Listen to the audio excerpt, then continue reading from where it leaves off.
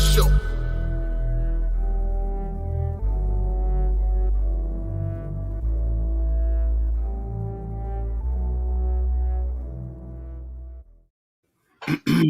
Yerrr. Yerrr. What's going on, ladies and gentlemen? Welcome back to another episode of the Yerrr Sports Show. I am your host, Big Baby, a.k.a. the soul of R&B. This is much better this week, right? No, that was much better. Much better this week. Okay. To my right, I have the voice of a generation, Pete Rosado. Yo, I love the spot. Like, you know, we have all four of us here, and the whole crew is here. You know, I'm always down at the bottom left, to the bottom right. It's really cool to be up here. I feel the rarefied air. Just to be on the side of the host. I feel you. It's special. Well, so welcome to the right-hand man of, the Yerrr Sports Show. The Queen Tay and BK Matt are on load management tonight. They'll be back next week. How's your week, sir? It was a good week. You know, we're winding down. You know, I had one small bump in the road that could have been a major bump in the road. I actually badly sprained my right thumb earlier this week. So I was in like a whole ice pack and hand wrap. The palm right here, the palm of my hand was like swollen out to like here. It was like that swollen during the week. Playing basketball with my 8th graders, sometimes they they forget that I can actually play. So you get my 8th graders who want to kind of be like fancy with it, and then I play defense on them, and then they're like, they think, oh, okay, I can do this and I can do that, and they can't. But one of my 8th graders threw a pass, and I was right on him, and he threw a pass, and my hand shot out to intercept the pass, and it caught the edge of my hand and my thumb and popped it back, and had a grade 2 sprain of my thumb. Thankfully, no tears, no breaks, but it hurt like a MFer. That much it did. I bet it did. I remember I was playing one time, and I went to intercept the pass, and the ball popped my finger out of the socket, and I had to pop it back in and keep playing. And then I never went to the hospital for it. I was like, yo, I need to get a what's the thing? A splint. So right. I got a splint and wrapped it up, and I self-healed my finger, which may bother me, in the future when I'm older. But as of now, I'm good. When I tell you for like 2 days, every time I bent my thumb like this, the knuckle audibly popped. Oh my God. Every time I bent my thumb, the knuckle audibly popped for like 2 days. But I'm no punk. I finished the game. I went right back into the game. After I pulled the whole LeBron, though, it happened. I grabbed my hand and ran to the corner of the gym because I literally had to use every fiber of my being not to yell the F word in a gym full of students. That's how much it hurt. But I just waved it off and I got back in the game, and that was it. Oh man, Savage God, this is the Yerrr Sports Show. If you've never been here, New York City-based sports show. It's usually 4 of us. It's only 2 of us. But welcome. If you want to talk crazy in the comments, go ahead and talk crazy in the comments.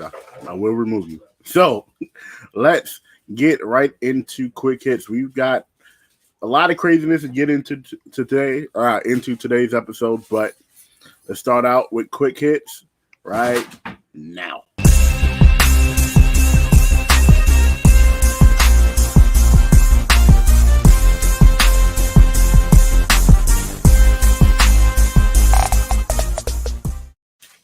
All right, ladies and gentlemen, here we are, your quick hits for the week of June the 20th.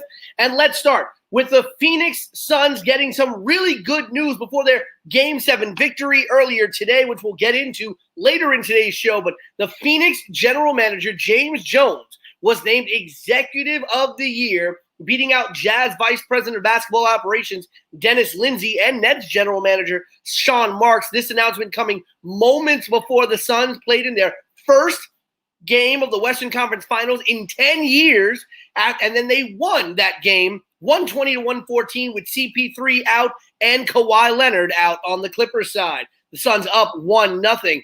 Bad news, though, for the Nets, even after losing a huge Game 7 last night Still Milwaukee, 115-111. But the Nets finding out some even more bad news today as they find out that guard Spencer Dinwiddie will be declining his $12.3 million player option and will become an unrestricted free agent in the offseason.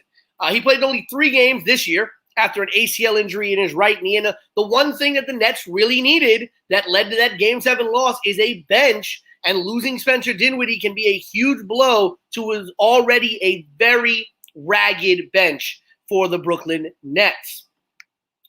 Moving to baseball, Angels pitcher designated hitter Shohei Ohtani, first player in baseball to declare for this year's home run derby, hits his 20th and 21st home runs this past weekend. Dual pitcher DH threat. It'll be very interesting to see Ohtani in the home run derby this year. Moving to the NFL. Interesting news coming out of Chicago this week as Justin Fields is buying into the head coach Matt Nagy's quarterback plans. According to Coach Matt Nagy, barring an injury or something else unforeseen, veteran Andy Dalton will open the season as the Chicago Bears starting quarterback. The depth chart is Andy Dalton, Justin Fields, Nick Foles, number 3. Word from Justin Fields says, quote, "If I don't believe in it, it's not going to work out. My job is strictly to get better and be the best quarterback I can be and hope my team wins. That's what I'm going to do, whether it's starting, whether it's sitting. I'm going to do whatever is going to help us win." Interesting coming out of Chicago, considering the public pressure for Justin Fields, the 11th pick in this year's draft, to play immediately. And moving to the Stanley Cup playoffs, tonight the Vegas Golden Knights looked at even their series in the West at 2 apiece as they play Game 4 against Montreal, who's up 2-1. And last night, the New York Islanders, in an incredible game, tied the series against the Tampa Bay Lightning 2-2 with a huge 3-2 victory after what have been probably the best defensive play of the playoffs by Ryan Pulock as he saved an open net score by Tampa Bay defenseman Ryan McDonough, holding the 3-2 victory for the Islanders. Game 5 upcoming soon. It's going to be interesting. They're going back to Tampa Bay. The Islanders looking to go to the Stanley Cup Finals this year in their final year at the Nassau Coliseum. And that, ladies and gentlemen, is your quick hits for June the 20th. Thank you, Pete, for quick hits. That was dope. How do you feel about them Bears? I know, that's your favorite team. So I mean, listen, I am a fan of the old school idea of letting the rookie kind of learn. Not every rookie is ready to start day one. Mm-hmm. I think even some of the great quarterbacks that we've seen as rookies that started first season weren't necessarily always ready. Even right. Patrick Mahomes, who's considered to be the great one right now, or the upcoming great one right now, didn't start until near the end of his rookie season in Kansas City. So I am a fan of the rookie quarterback sitting and learning. A lot of people don't remember those days. Aaron Rodgers sat out a whole season. Eli Manning didn't start till midway through his first year. So, it's okay if a quarterback isn't ready. The NFL is much different from college. Right. And while some rookie quarterbacks may have success starting season 1, game 1, it's not guaranteed. And I'd rather a quarterback have that chance to kind of grow in the system. So, I mean, I'm not against it. But, again, if Justin Fields goes and shows out in training camp and the preseason, we're not really going to have a preseason, but if he goes and shows out in training camp, I don't know, unless Andy Dalton has a complete resurgence and turns back the clock 10 years, I don't know how you can make the case to continue starting Andy Dalton over Justin Fields if Justin Fields does show out. Absolutely. I agree. I think that it's only a matter of time till Justin Fields gets on the field. No pun intended, but I think that Andy Dalton starting off the season and still having Nick Foles as, your third string potentially still there, it gives the rookie kind of some leeway and some pillow room to kind of just like, if you mess up, all right, you still got some learning to do from 2 pretty solid quarterbacks, one a Super Bowl winning quarterback at that. Right, so, and that pressure, like imagine that pressure. First, you're the 11th pick overall in the draft. So there's already a lot of pressure on you being a top quarterback pick in the first round. And then if you go out there, the fans can turn on you in an instant. You lose 2, 3, 4 games, even if they're close competitive games, the fans can turn on you all of a sudden, no matter how good you're doing. At the end of the day, it's a black and white league. It's wins or losses. And if you can go out there, even if you're going out there and being competitive, but you're losing games, those Chicago fans can be really fickle, and they will turn on Justin Fields in a heartbeat. And I guess that's something that they're trying to avoid. You're on mute, Dre. Oh, sorry. Absolutely. Let's see how that turns out in Chicago. I'd be forgetting sometimes. I think we all do. But you remember the days where we just keep our mics on and we hear everything in the back?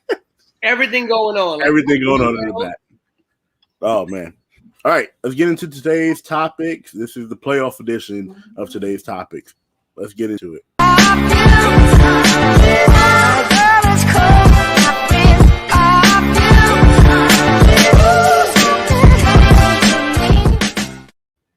Before we get into it, Quest was like, so do you want Phil to go up against the Rams and Aaron Donald week 1? Absolutely not. No. Please, God, no. No. That is not a welcome to the NFL moment anybody wants. I don't think Andy Dalton wants to go up against that defense in week 1 either. Right. Nick Foles is probably the same way. Nah, I'm all right. This is not how I want to start my season. But let's get into it. The Brooklyn Nets, the favorite to win the NBA championship. Pete, your Brooklyn Nets. Again, I am not going to act like I am not a fan of them because I am, but you know, you've been a Nets fan for a long time. This is the furthest the Nets have gone in a little while. They lost to the Milwaukee Bucks, who are notoriously bad in the playoffs and closing out series. KD had 48. Giannis had 40. Chris Middleton ended the game in overtime with a turnaround mid-range shot. If you are the Brooklyn Nets looking, you know, being objective, right? Say you're outside looking in. Who do you point the finger at first? I point the finger at where I've always pointed the finger at. And yes, they are my Brooklyn Nets, and I am a fan of them. And I said that I picked them to beat Milwaukee, and I picked them to go to the NBA Finals. I did, and I'm not going to back away from that. But on this very show, multiple times, I've also stated exactly what I'm about to state right now. I put the blame on the Nets bench, right? You cannot win or expect to win a Game 7 when you are only 3 deep on the bench. Jeff Green, Landry Shamet, and Nicholas Claxton were the only 3 players to come off the bench for the Nets last night. And they might have had a couple of others, but those were the only ones that played any kind of substantial minutes. Jeff Green played 13 minutes. Landry Shamet played 7 minutes. When Bruce Brown is playing 52 minutes, okay, that's a problem. Joe Harris scored 10 points in 47 minutes. That's a problem. Right. So it's the ancillary players, the auxiliary players for the Nets. I said this was going to be a problem when they traded for Harden. They were depleting their bench. They were getting rid of really good players. And granted, Caris LeVert not on James Harden level, and LeVert was out for a while this season with an injury himself that he probably wouldn't have found out had he not gotten traded. I'm not going to sit here and say that Jared Allen is on the level of a James Harden, but you had the depth of that bench, and you could easily go 4, 5, 6 players deep. You couldn't do that.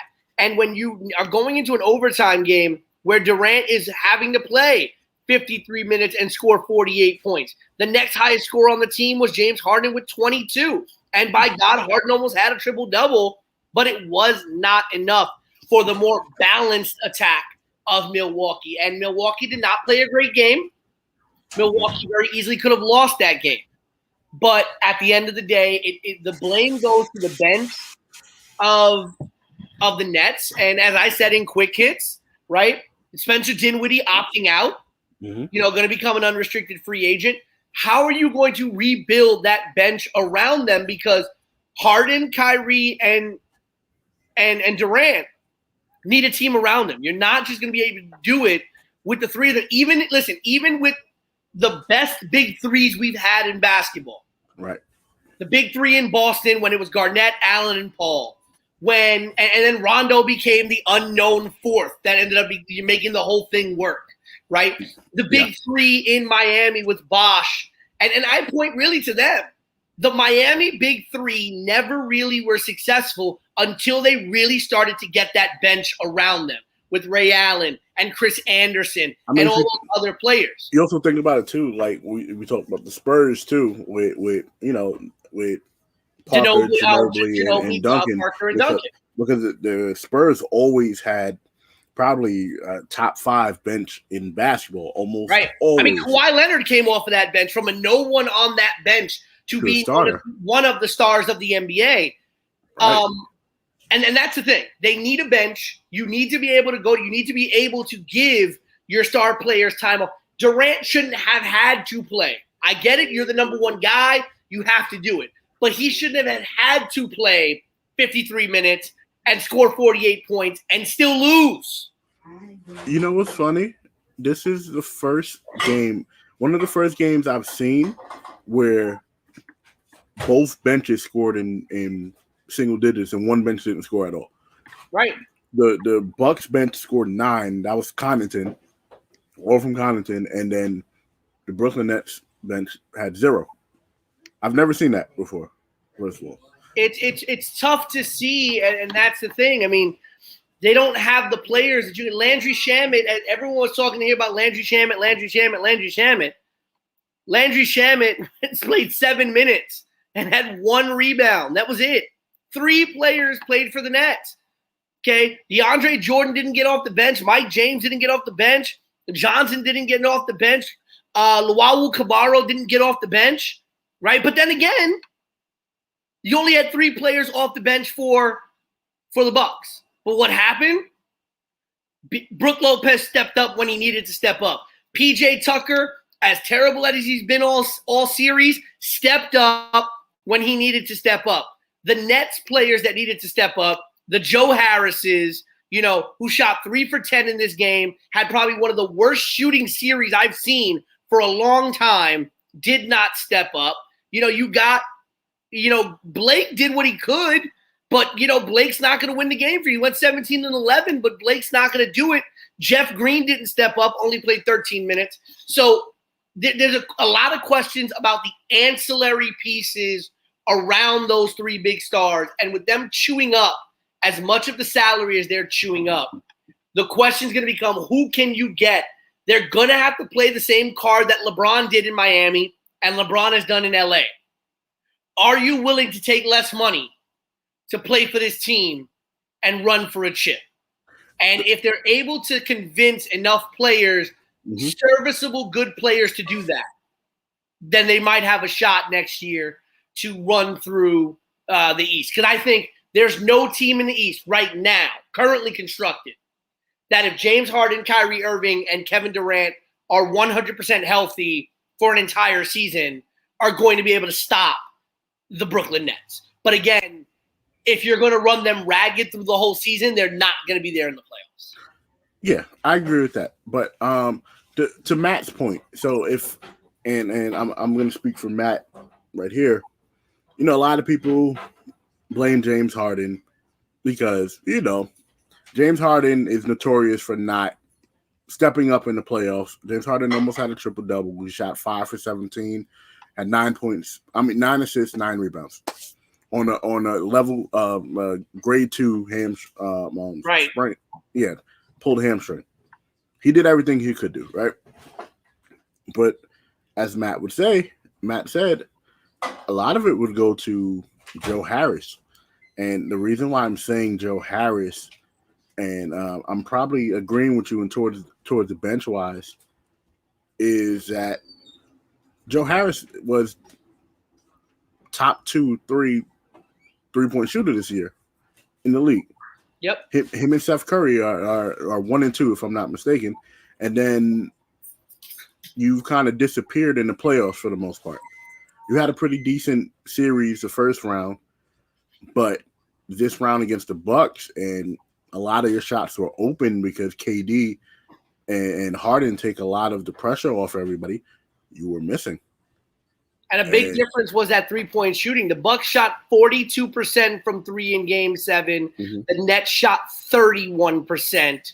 Vince Carter is an expert. And that was the big difference in that Game 7 was the three-point percentage, because everything else was semi-close. I mean, the Nets beat them at the free throw line, and they were almost tied in field goal percentage. But that three-point percentage for the Nets killed them. Like if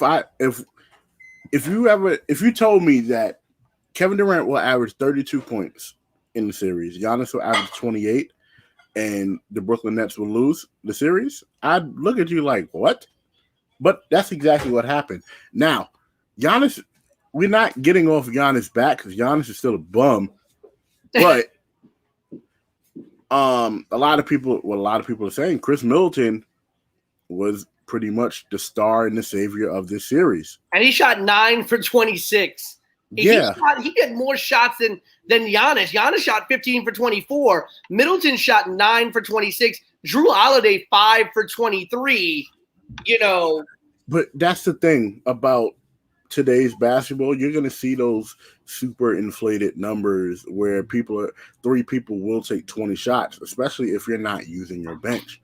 If you're like, the bench had 9 points and it only came from one person. That 9 points came from one person. Yep. Now we would be remiss if we don't mention that KD, the last 3 games, pulled it together and kept the Nets relevant in these games. He also hit the game-tying shot to put them in overtime. But you can see his legs got kind of like he lost a lot of his legs at the end of the game, where a play where he should have absolutely, and I think KD would have gotten called if KD would have went to the rack. But he was tired, and you can see it, the way he took the shot. The way he took that shot, because he wasn't going to make that same shot twice. Right. I wouldn't have put money he made that same shot twice. And credit to Drew Holiday for being on KD's hip so that it didn't happen. But does KD not exactly finish it? Does KD not finishing the game say anything about KD, or is this more of the team didn't step up and it's time to retool? No, I put a lot of it on the team. KD did what he could. Granted, shot 17 for 36 and 4 for 11 from 3, but the man scored 48 points and had 9 rebounds, 6 assists. I mean, you can't ask for that much better of a stat line out of a player. Harden, you can say what you want, but we don't know how bad that hamstring was, and if he was basically playing on one leg, played 53 minutes, shot 5 for 17. Really, it was 2 for 12 from 3-point range, right? So you take away James' 3-pointers, he was 3 for 5 from the field, right? And to me, that's another thing. I mean, was he taking threes because he couldn't drive, right? So so if people want to say, I put it on Harden, for all we know, the reason why Harden took 12 threes is because he couldn't drive. We don't know the extent of his injury, and I'm not going to sit here and say that I'm any kind of physical therapist or athletic trainer and know what the guy was going through. Right. But I do put it on the rest of the team. Joe Harris shot 3 for 10, and he was 3 for 9 from 3-point land. The man shot 0 for 1 from inside the 3-point line, and this is something that I bring up a lot. Listen, I get it. This is the NBA now where everybody shoots a 3, but can nobody shoot at all anywhere else on the court? Well, the problem is, like I've always said, I'm big on stats, but I'm also big on the eye test, and analytics killed the game. Advanced stats killed the game because nerds who've never played ball before are telling these teams, hey, shoot threes and get dunks. That's it. Don't shoot any mid-ranges, even if they're giving it to you. Shoot threes because threes are worth more and dunks are easier to get. So that is a problem. And most players, if you look at percentages, there are a lot more players who shoot better from 3 than they do from like total shot percentage. Yeah. But KD, and the funny thing is, I remember when KD got drafted to the then Seattle Supersonics. Yes. The man's entire legacy was, oh my God, he plays like an old school small forward. He's pulling up from mid range. He's pulling up from the elbow. He's doing this. He's doing that, and nobody could block him because the minute he got his arms up, he's taller than anybody in the NBA at that point. For that shot extension, and it's just like, come on, you gotta be able. And I've seen a lot of. You just said it. I've seen a lot of open mid-range jumpers, and guys are passing out. Yeah, people are just like, nah. And I don't care what analytics say. Me and you play this sport, Dre. Right.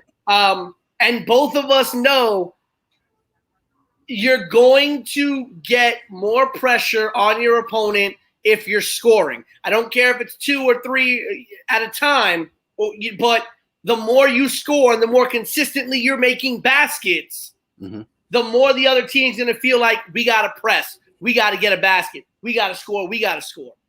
So I'd rather sit there, make 5 straight.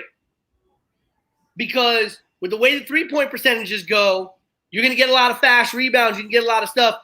Set up your offense. And I honestly will go out on a limb and say a team that takes advantage of the mid-range jumper in today's NBA will win a championship. Well, we talk about that, and along with the threes. Keep what you do, but start reincorporating that mid-range jumper. I guarantee you that team wins a championship. Right. So when I first wrote out the stuff for the show, we were going to talk about the Clippers beating Dallas. But the Clippers just played tonight against Phoenix, and we kind of knew what the outcome was going to be in a way because Chris Paul is sitting, Kawhi is sitting, but if you got to put Paul George versus Devin Booker, I think we're going to take Devin Booker 100% of the time over Paul George, and Devin Booker proved us right. Devin Booker had 40 points, 13 rebounds, and 11 assists. Absolutely incredible. And he's been the star. He's been the star of the playoffs, and I don't think it's talked about enough. I do want to give a little bit of credit. I don't want to take a little bit of credit. First off, I want to admit again, I took an L. I picked the Jazz. I picked the Jazz to beat the Clippers, right? I did as well. And I don't shy away from my predictions. I thought it would happen and didn't. And the Jazz collapsed, right? Yes. All credit to Ty Lue and his coaching. He figured out a way to neutralize Rudy Gobert and neutralize the weapons that the Jazz did have and got the Clippers through without Kawhi Leonard. Because a lot of us thought the minute that they lost Kawhi Leonard, that was it. Yeah. But I do want to give also a lot of credit to Terrence Mann, who showed out in that Game 7 against Utah. Terrence Mann really did show out and get that team to the Western Conference Finals. But I also want to say this is what you get when you have rest. The Phoenix Suns were able to rest a little bit and get their legs under them, and I think that's also going to help CP3 as well. And Devin Booker was able to get some rest. And you saw what happened. I thought today's game was a little closer than I thought it would be, to be very honest with you. Yeah. But, I got Phoenix winning this series. I think if CP3 comes back and Kawhi doesn't, I think this goes at most 6 games. At most. If Kawhi does not come back. I think the same thing. I was talking to somebody with it today, and 6 games seems like about it. The Suns are not going to sweep the Clippers, regardless of if Kawhi plays or not, regardless of if Chris Paul comes back or not. So we have to give the Clippers credit because the Clippers are still a very deep team. With them being Man reverted back to what he did. He played 27 minutes, shot 3 for 4. Right. So you didn't get the same Terrence Mann that you got in Game 7. Right. But credit to Paul George, because Paul George continued to, try to shake off the haters. And to be honest, this is kind of the matchup I wanted to see because of earlier in the season, Devin Booker calling Paul George soft. Basically, most of the Phoenix Suns calling Paul George soft. And that whole little scuffle from earlier in the season. Right. So I think Paul George, even though the Clippers will possibly lose this series, Paul George has to show out every game. He has no choice. Now, you know who I want to give a lot of credit to, though, Dre? Because we always talk about this in the NBA, and you and I have talked about this before. This is the story about how quickly people One get is used to forgotten in the NBA. Yo, you gonna turn your ads off? I can't help it. I was looking up something on ESPN real quick to just make sure that I had the right numbers. Right. But I want to give a lot of credit to, I think, the forgotten man in Phoenix, and that's DeAndre Ayton. You know, and how quickly we forget DeAndre Ayton was a number 1 pick. Little David Robinson going to work. You know, and DeAndre went 10 for 14. And that's what I think I like about the Phoenix Suns is that they're very efficient in the way that they shoot the basketball. Yeah, Devin Booker sometimes takes a lot of shots, and Devin Booker's going to be the volume shooter. But for the rest of the team, they are quite efficient in the way they shoot the ball. And again, you see that out of DeAndre Ayton going 10 for 14 in game 1 of the Western Conference Finals. And again, they're doing this without Chris Paul, right? You're doing this without Chris Paul. And that, to me, is a big thing. You're able to beat a team with the strength of the Los Angeles Clippers without a Chris Paul playing is a very, very telling thing. So I see, like I said, I think if Paul comes back, I could see this ending in 5. If Kawhi comes back as well, and a lot of the news with Kawhi is trending towards he's out for the season, right? But obviously the Clippers have not made that official yet because I think they're still trying to play the long game of like, well, let's make him think that he still can come back kind of thing. No, just the reason why they're doing that is for team kind of morale. That's what it seems like they're doing. If you're going to be like, oh, he may come back, let's just play hard in case he does, and then he doesn't, the team is just going to be like, oh, man, we're never going to win this. In actuality, if you just get out the way, hey, bro's not coming back, right? So y'all either going to get this done or you're not. Because at the end of the day, if you look at the NBA Finals that we're about to have, right, we have a conference finals with the Clippers and the Suns. And quite possibly the Hawks versus the Bucks. Yo, if the Hawks beat Philly, I want to go into that now because right now the Hawks, as we're doing this podcast, up 5. They're up 5. Yep. 76-69, right? As of now, Trae Young hasn't really. Huh? What happened? Up 7 now. Yeah. Trae Young hasn't really gone off, but it's been everybody on the Hawks. And I will be the first one to say I kind of like, the Hawks, because I thought the Knicks were going to blow away the Hawks, and then the Knicks did what they did. I'm like, oh, Philly got this.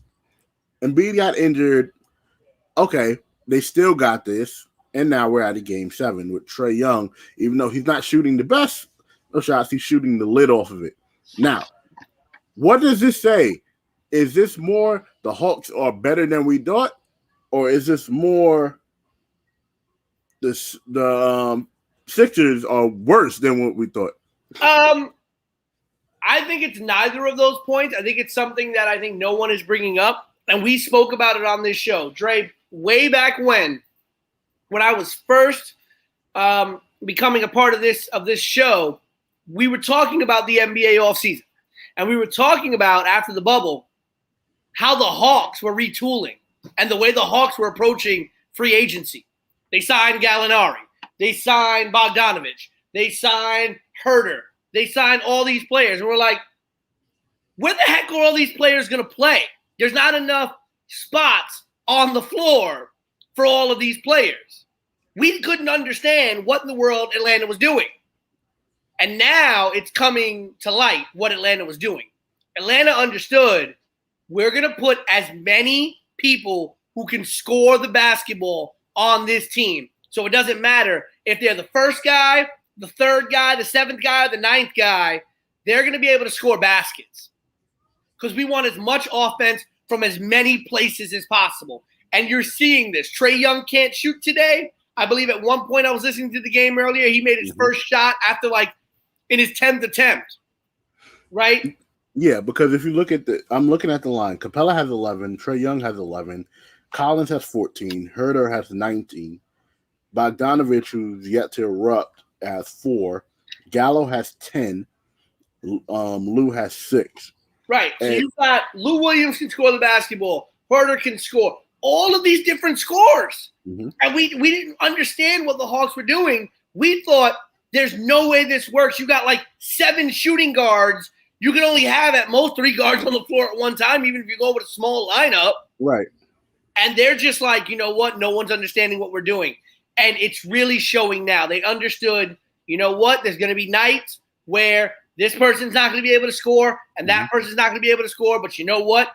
We got to stretch that defense. We have to have 3, 4, 5 legitimate scoring options on the floor. In a way, because it's been so long since we've seen it, they're reminding me of old school NBA teams where you had to guard everybody. Yeah, you're actually not wrong about that. Because you can't let up on anybody, because everybody can score the basketball. Yeah. And Atlanta may just make the Eastern Conference Finals, defeating the Knicks and the overall, number 1 seed in Philly. Right. They will and go to the Eastern Conference Finals. And I'm going to tell you something. If I'm Milwaukee, I'm not exactly going to be thinking this is going to be a cakewalk. No, it shouldn't be. It's definitely not, because you look at it, they beat the 2 best, 2 of the top 5 in defensive efficiency teams. The Philadelphia 76ers were the best team guarding the three-pointer.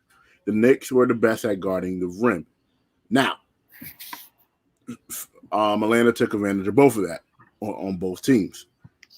So now you have Milwaukee, who a very long and athletic team, but they're also in the defensive conversation as one of the best defensive teams. But the difference is, if they play each other, the Hawks will outshoot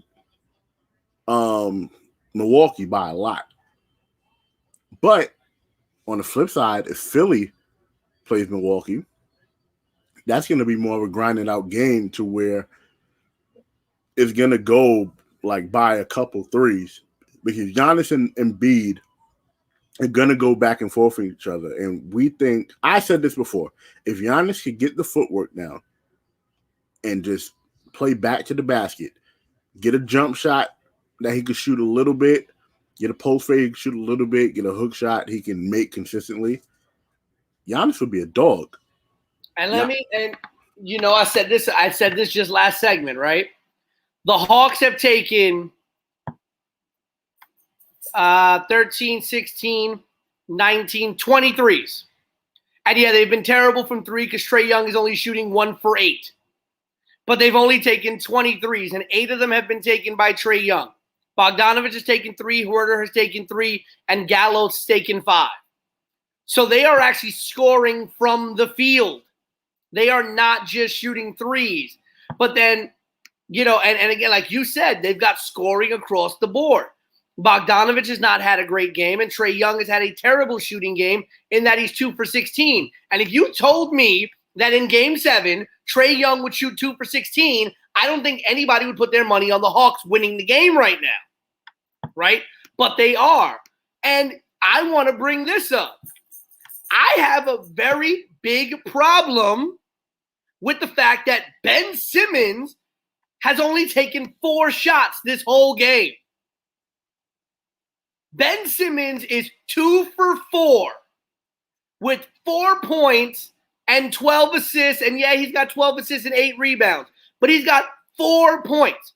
He's played 26 minutes, and he's only shot 4 times from the field. Of course, he hasn't taken a 3. He's 2 for 4 from the field. He has the least amount of shots of any of the starters. Okay, Curry's 5 for 8, Embiid's 8 for 14, and Tobias Harris is 5 for 16. Tobias Harris, okay, Steph Curry has shot from 3-point land the same amount that Ben Simmons has shot the whole game. And I have a problem with that because you're supposed to be the 1A. It's supposed to be Embiid and Simmons. Embiid and Simmons. Nah, it's Embiid and Curry. It's Embiid and Curry. Because Curry is playing like his brother right now. And that's what Embiid needs. You got to take the pressure off Embiid. Embiid. The reason why the Houston Rockets that went back-to-back worked so much better, and this is what these Sixers remind me of, in a way.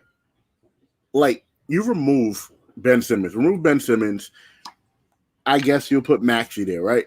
So you have kind of a Kenny Smith type of point guard now, right? The reason why that Houston Rockets team worked so well is because the shooters took so much pressure off Hakeem. Mm-hmm.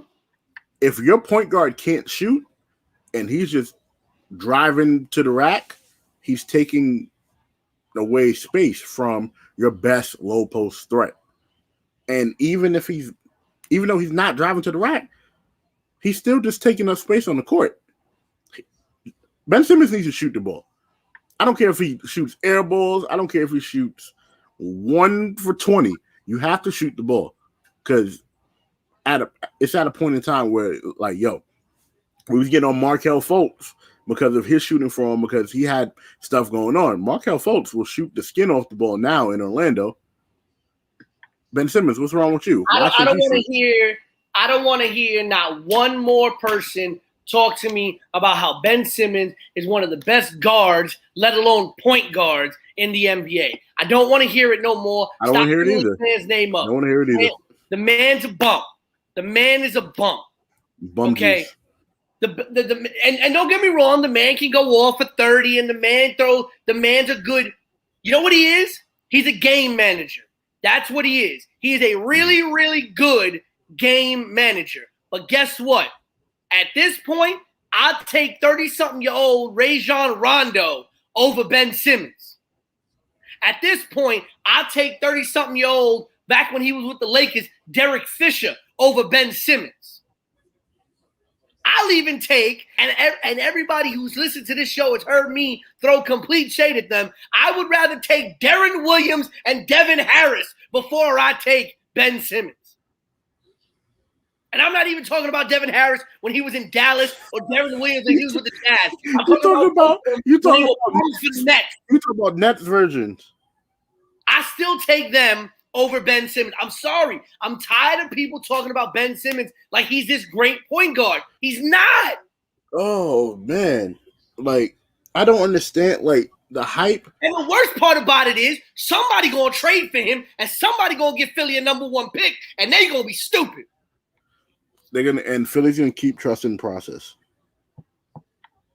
They're going to keep trusting the process. And it's going to be at a point where Joel Embiid is going to be at a crossroads in his career. Like, y'all really not doing anything for me.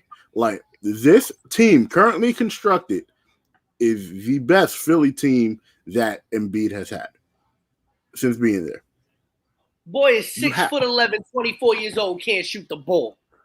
You have a former Defensive Player of the Year and probably a Hall of Fame center as your backup in Dwight Howard. You have probably one of the best playoff shooters at some point in time, sometimes, in Danny Green. You have a Curry on your team. Tobias Harris is there. Ben Simmons is just messing up the flow of everything. So if I had to pick somebody to go, it would definitely be Ben Simmons. Ben Simmons just has to go. And you know what? You don't realize how terrible the 2016 draft was now that I'm really looking at it. But let me tell you something. Philly, who took Ben Simmons after 1 year at LSU, and I'm sorry, if anybody in the NBA should be the poster boy for people who should not be one and done in college, it's Ben Simmons. Absolutely. Okay, but let me ask you a question, Dre. Would you rather have taken Jaylen Brown at this point if you're Philadelphia? Yeah, I would have taken Jaylen Brown instead of Ben Simmons anyway. Would you think Philly be happier with the number 7 pick from that draft, Jamal Murray, over Ben Simmons? If Jamal Murray is playing with Joel Embiid, them Sixers is in the finals. If you take Jamal Murray and what he did, what he's been doing since he's been in the league, and put him where Ben Simmons is at, give him the same team currently constructed, Philly is washing most of these playoffs. The Hawks don't have a chance. Would you rather? I know he's not necessarily a guard, but would you rather have the number 11 pick in that draft, Domantas Sabonis? Not playing behind Embiid, no. Or would you rather have Embiid, no. Or let's talk about the number 20 pick in that draft. Would you rather have Caris LeVert over Ben Simmons? I mean, when you really think about it, the 2016 draft was kind of trash, right? Because the best players to come out of that draft are the players that I've named. I mean, obviously you had Pascal Siakam way down there with the 27th pick. Right. And you had some good bench players who are still in the NBA, such as Buddy Hield and Chris Dunn and other Torian Prince and things like that who are still in the NBA. But there were really no star players outside of, in my opinion, Jaylen Brown, Jamal Murray, Sabonis, and Caris LeVert, and then now obviously Pascal Siakam. But to think that Ben Simmons is the number 1 pick of that draft, I honestly have to think we have to start putting Ben Simmons in the same conversation. While he may be the best of the busts, I honestly think he has to be one of the worst number 1 picks. I'm not going to say the worst number 1 pick. Well, he's probably the best of the worst, but he has to be in that conversation as a number 1 pick that makes you scratch your head 4 years later. 4 years, almost 5 years later, Dre. Would you, if you went back into the 2016 draft, would you take Ben Simmons number 1? I don't think I would. But of the picks that you mentioned, a Jaylen Brown, a Jamal Murray, most definitely, if you look at how Philly is constructed in general, you can see these type of players fitting. I just don't like top 5 picks in that draft were Ben Simmons, Brandon Ingram, Jaylen Brown, Dragan Bender, and Chris Dunn. Ingram, like Ingram. Imagine if Philly would have got Ingram. Ingram was the number 2 pick. It would be no need. Listen, the way Ingram is playing now, like there would have been no need for okay, so you have Ingram, you have Tobias Harris, you have some off guard. Philly is still a monster team. And the next year, Philly picked Markelle Fultz because they got the number 1 pick in that draft as well. So they would have got what? So in the 2017 draft, instead of Fultz, they would have Zoe, Tatum, De'Aaron Fox, imagine Donovan Mitchell. Imagine Jason Tatum and Jaylen Brown with Joel Embiid. Imagine Donovan Mitchell with Donovan Mitchell, Brandon Ingram, and Joel Embiid. The 2016 and the 2017 draft were Ben Simmons and Markelle Fultz. And to me, while Ben Simmons still much better than Markelle Fultz, though I'm starting to see some things out of Markelle Fultz in Orlando that I like better out of Ben Simmons in Philly, now that he's gotten through his troubles, right? Yeah. And I get it. On paper, 6'11" point guard. What? Great wingspan. What? Traditional, can get rebounds, can throw assists like ain't nobody else. Oh my God. And I'm sure they looked at it and said, oh my God, this is Magic Johnson all over again. 6'11" at point guard. I'm sorry. The problem with that, the whole Magic comparison, at least Magic wasn't afraid to shoot the ball. Right.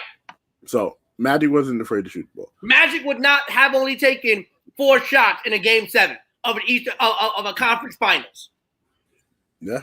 In the third quarter, and again, I'm gonna say this so it doesn't get lost in tape. Uh-huh. At the end of the third quarter, in Game 7 of the Eastern Conference Finals, Ben Simmons, who's supposed to be a star of that team, has taken a total of 4 shots. And the Philadelphia 76ers are losing. It's unbelievable. Tell me a star player on any team that would have only taken 4 shots in a conference finals Game 7 by the end of the third quarter. I mean, and if we're looking now, like, you know, Ben Simmons still has 4 points, 12 assists, 8 rebounds, right? But Philly is up 4. No, they're up. Yeah, they're up 4. With 7:46 left, right? This will come down to. I'm not even worried about the Sixers now. This will come down to if one of these Hawks players just start going off. Right now, Philly's holding them down. They're kind of like, all right. And it's because Trae Young hasn't gone off. Right. And they've, subdued Trae Young for the most part. Now, just to transition into something, talking about subduing, right? Can we talk about Mark Cuban and the way he runs his teams, right? He is the Jerry Jones of basketball. Let's not sugarcoat it. He's the Jerry Jones of basketball. And when you think about it, his hand is always in the pot. And he kind of he kisses the ass of his superstar players. Dirk, deservedly so. And now Luka. Now it's to a point where his hand is probably too much into the jar to where Donnie Nelson is gone. Rick Carlisle, the man who brought you your ring, gone. And the funny thing about Rick Carlisle is the fact that he is walking away from a once-in-a-generational talent. He walked away. He didn't get fired. Rick Carlisle has 2 years left on his deal. Had 2 years left on his deal. He walked away and basically said, I look forward to other coaching opportunities. From the outside looking in, with all this dysfunction happening, how do you look at the Dallas Mavericks team and take them seriously?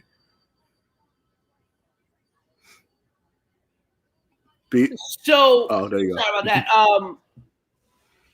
So what a lot of people have been obviously talking about, because the sexy story is, there's issues with Carlisle and Luka and all this other stuff and whatever. Donnie Nelson, longtime president of basketball operations, general manager of that team, and the son of legendary coach Don Nelson, left the team, and that man literally discovered Luka Doncic. Right. Without that man, there is no Luka Doncic. There is no Dirk Nowitzki in Dallas without Donnie Nelson. Rick Carlisle, one of the best coaches who does not get his flowers as he should in the NBA, left that team. And a lot of it is because apparently of a man in the front office by the name of Harbolos Voulgaris. And I know I'm butchering that name. Yeah, you might have. And he works, I guess, in analytics and things like that. And there's a lot of issues there. Apparently, one of the rumors going around is that he's kind of like this shadow GM. Yeah. And when Donnie Nelson left, Rick Carlisle was like, I don't want to have to work for this guy, with this guy probably being the one kind of calling the shots without calling the shots. There's reports that Bob Voulgaris was behind the decision to start Boban in the playoffs in what sounded like a you better start Boban or else type of situation. And Rick Carlisle is not the type of coach who's going to put up with that crap. Mm-hmm. I don't want to sit here and talk bad about Mark Cuban, because Mark Cuban has done a lot of great things. And I think Mark Cuban is a really good GM. I think in the difference between him and Jerry Jones, that Mark Cuban doesn't think he knows everything about basketball. Yeah. I think if you took Mark Cuban is Jerry Jones in the fact that he is willing to spend anything he has to spend and do whatever he has to do to get a championship in Dallas. But really, to me, the Jerry Jones of the NBA is Dolan. thinks he knows everything about basketball, right? Yeah, we can. I think we can have two. Right. In his desire to win and desire to do everything he can, yes, Mark Cuban can be seen as a Jerry Jones type, but Mark Cuban has always let the people who know more about basketball do the basketball things. Right. He's never been the overbearing type of owner that doesn't let them do what they need to do. But this is becoming a problem now because you have Kristaps Porzingis who said he is unhappy there. You've now had a Hall of Fame coach leave. You've had a Hall of Fame president of basketball operations leave. Luka has said that he wants to sign a Supermax there. So is the problem Luka? Is the problem something in the front office? And if the problem is Luka, you're going to have a hard time getting people to come and play with Luka if Luka's the problem. And Luka could end up having a career a lot like Dirk Nowitzki, though there are two different types of personalities where they can go a very long time without ever winning a championship. Now, speaking of Dirk Nowitzki, Dirk has been brought back into the fold and will be helping to figure out who the new coach will be and things like that. And that's one thing I really love about Cuban. He runs his team like a family.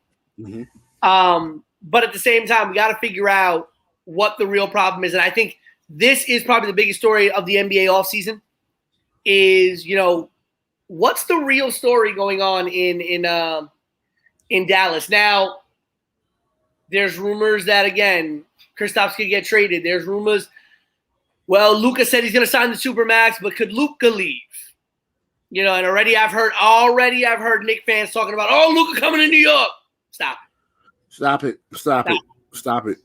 Luka's not coming nowhere near this state. Let's relax. And I even heard that, and I think Tim Hardaway Sr. said it, that Dallas originally only wanted Tim Hardaway. Right. Tim Hardaway Jr. and not Porzingis, which if you look at how everything is unfolding now, I could kind of understand why. And I'm sorry, Kristaps Porzingis got to stop thinking. I get it, but you got to stop thinking you're this great player because you're good. You're good. You're a serviceable piece. You're still a piece that could be a good piece on a good team. You're a guy who could be a number 3 option, but you're not a number 2. You're not a number 1. You're not. And you got to stop thinking that you are. Okay? Porzingis is good. Okay? Don't get me wrong. He has a lot of skills that a lot of players don't have. You could be Kristaps Porzingis could have been a number 1 on a bad team. Like the Knicks. Right. But on a good team, at best, you're a 2A, maybe a 3. You know, you are the 3rd option. You are the 2nd best option behind a really, really great player. But Luka's skill set and Porzingis' skill set are also very much similar. I find it hard. See, the difference between Dirk, the reason why Dirk and Luka worked for that last year, besides the fact that Dirk was like at that point like the old veteran who was just like, I'm just gonna play one more year with Luka. Right. But even why I think Luka and Dirk would have worked in Dirk's prime is because Dirk knew his role as a player. He knew if Luka's gonna drive, I'm gonna go outside and I'm gonna get that 3 if he's gotta pop out. Dirk could also come inside, get the pass from Luka, and work on the inside. Kristaps don't know how to do that. Kristaps thinks he's Luka when he's not Luka, right? And Kristaps was never a great post player, as much as he should have been. And that's part of that European style of basketball. What Luka needs, and I heard one interesting rumor, because we spoke about this in our private chat, apparently the family of Zion Williamson is not happy with him in New Orleans. Ugh. I have heard one rumor in certain NBA circles that could Zion end up in Dallas. Now, that would be a very interesting pairing because it would give you a legitimate inside presence to go with someone. I would have loved to have seen Luka play with someone, as you brought up, someone like Dream, someone like Hakeem. I would have loved to see Luka play with somebody like a Shaq. Luka would have been great with someone like a Yao Ming. Give them those legitimate back-to-the-basket centers. You put Luka in Phoenix with Booker and Ayton, God, that'd be an ungodly team. Yeah, that'd be too much to deal with. But it's tough. I think And Luka's still young. Luka's still finding himself. But Yeah. there's a lot that we don't know about what's going on in Dallas. I'm going to be very interested to see how this turns out. Because it also seems that there's some people who have positions that maybe they shouldn't be having, or have the ears of people that maybe they don't have the expertise to have the ear of. Absolutely. I definitely agree with you when it comes to that. So, but I definitely want to bring that topic back up when we have, the rest of the crew on board. But yeah, we'll definitely leave it at that. So, shout outs to the Jobber Tears Network and the guy who's riding the motorcycle outside in the street. But the Jobber Tears Network, Talk of Champions, 2.5 Bros, us at the Yerrr Sports Show, Sazone Talks, Sazone Sessions, Brooklyn BS, Tavia's Tea Time, the Jobber Tears Podcast, and everything, Mr. Black Show, all that. Jobber Slam is July 31st. Can't wait. More details will be coming out really soon. Just bear with us. Man, if you ain't lining up to buy tickets after that main event announcement, what you waiting for? Yeah, you're gonna see some things, and it's gonna be great. I guarantee it. I should add the Charles Barkley thing there, right?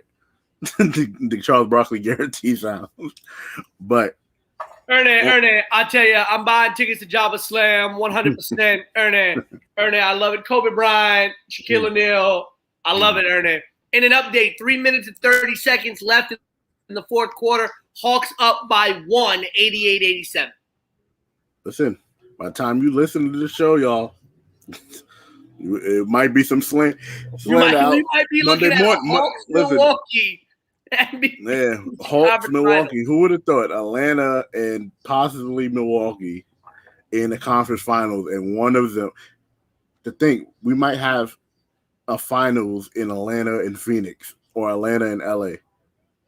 Hopefully not Milwaukee. I think it's going to be Phoenix, and either Atlanta or I definitely think it's going to be Phoenix. But it's going to be interesting because once LA gets kicked out, you will no longer have, even though Atlanta is a major hub of media, obviously. But when you think about the major hot spots of sports, people still don't kind of see Atlanta there, even though they are. Don't get me wrong, Atlanta sports fans are on a whole nother level. But imagine if it's Milwaukee and Phoenix. I almost feel like it'll be one of those finals that you'll be low rated because, unfortunately, people don't watch unless it's a big media market. The NBA is kind of hoping it's Atlanta because they're at least we have a media market in Atlanta. Right. But for BK Matt, for the head of the Yerrr Sports Show table, 7K Tay, a.k.a. Queen Tay, for the voice of a generation, Pete Rosado, it is your boy, Big Baby, a.k.a. Dre Dollars, signing off. Peace.